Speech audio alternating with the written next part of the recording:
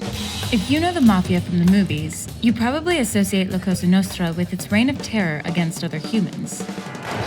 Extorting businesses, smuggling drugs, and ordering hits. I want 'em dead. But in Italy, the gangs are also associated with this.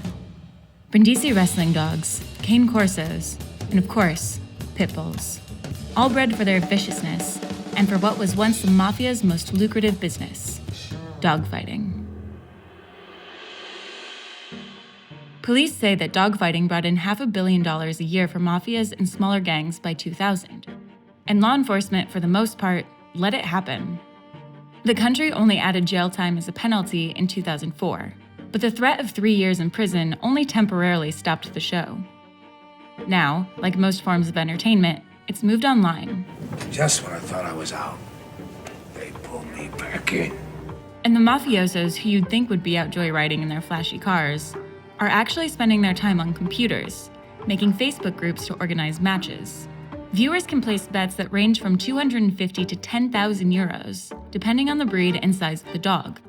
So while Hollywood may have been exploiting the mafia for some cliché content, the truth is that the mafia has its own film factory of exploitation. And in this case, the exploitation has real impacts.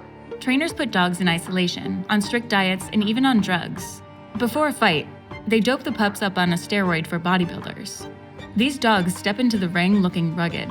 They've got clipped ears and a chopped tail to keep fewer limbs from getting ripped off. Meanwhile, the owners relaxing back at home can watch the fights on what's pretty much a mobster streaming service. This is all an open secret. The mafia is so well known for organizing bets on dogfights and horse races, there's an Italian word for it: the zoo mafia. The leading animal rights group made this word up back in the prime days of dogfighting, but it's not less applicable now.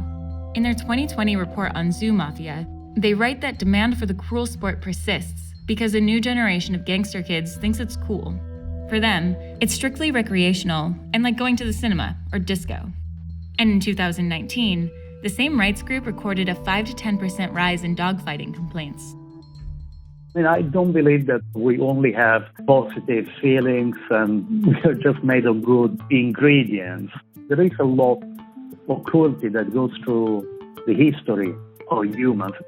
That's Adolfo Sansolini, an Italian animal activist based in London. He helped write the 2004 law that upped penalties for animal abuse. For him, one of the reasons this cruel sport isn't going away is because people are cruel. If you look at the Tarantino films, violence becomes quite fun, actually. It becomes fun because we don't see it as something that is happening in reality. We manage to switch to a channel in which we don't look at violence as violence. We're all different, and in some people that switch doesn't really click when they look at real violence.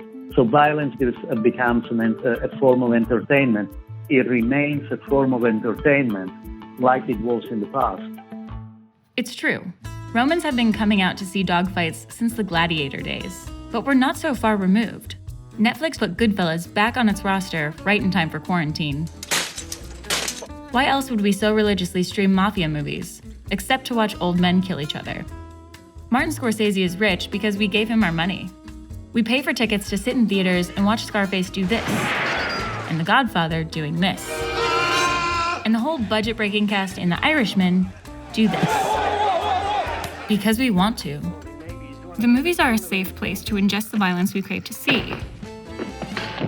But dogfighting isn't. And while it remains a problem in Italy and across the world, activists are hopeful that people will latch onto better, more caring messages like this. You're a great dog. And change the way they relate to animals. There is some light in most people. I think that if we connect those lights and if we help people actually to be able to increase those positive sides, in general, they welcome it. We can find a lot of common ground that will change each other and hopefully we'll make some progress. Hopefully.